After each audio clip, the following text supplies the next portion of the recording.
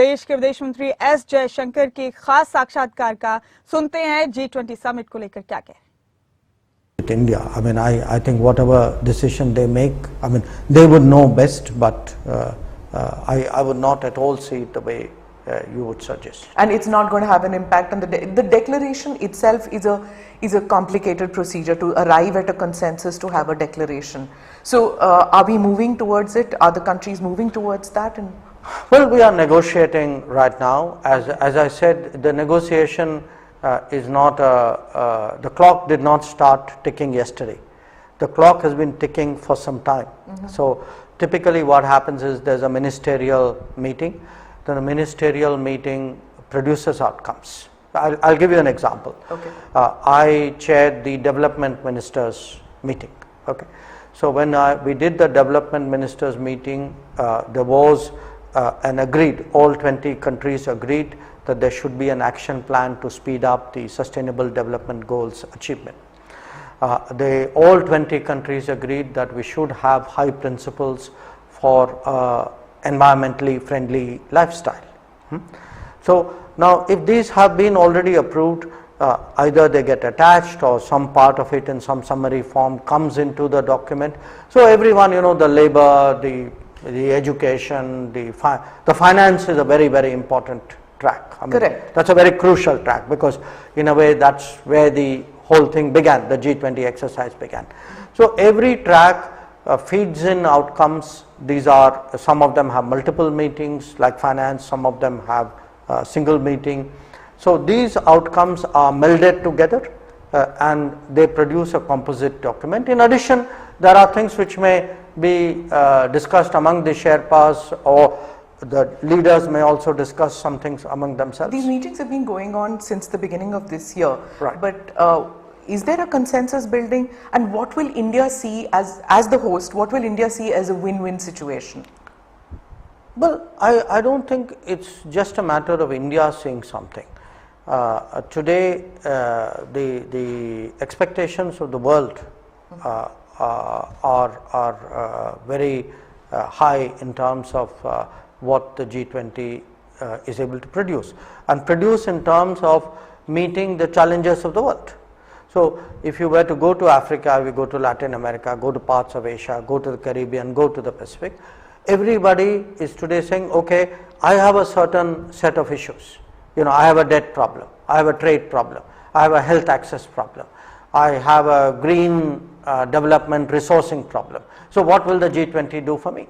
So the world is waiting. So the world is waiting, or today I see it more for India as a responsibility, that we have the responsibility today in a very difficult world. You know, it is difficult in terms of the COVID impact, difficult in terms of the conflict impact, in terms of the climate impact, in terms of debt. That's one part of it. But it's also difficult politically. There is a very sharp north-south divide. There's an even sharper east-west polarization. So how do you bring people together? How do you find common ground? How do you make everybody understand that we all have a bigger responsibility? And therefore, please, you know, can we kind of get our act together here and do what is right by the world? As a former diplomat and now as an external affairs minister, I guess that's right up your alley to find common ground. Well, you know, everybody is worked and is working on it. You know, there's a, you know, every minister, we have about 15 ministerial tracks. Every minister has put in their best. The Sherpa and his team have worked and are working very hard. So it's a collective effort. Sure. Right. You've just come back from BRICS. Yeah. You're heading for the ASEAN Summit, East Asia this Summit. Evening.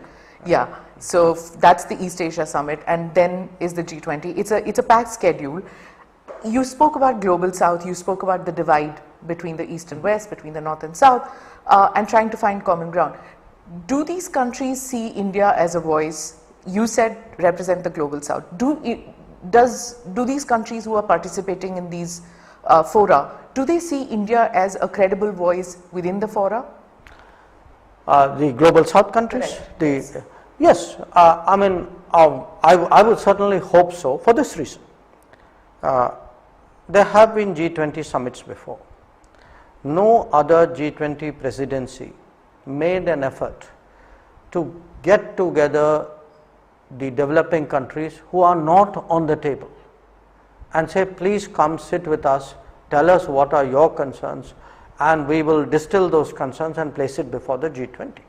That's a very unique exercise. Nobody has done it before.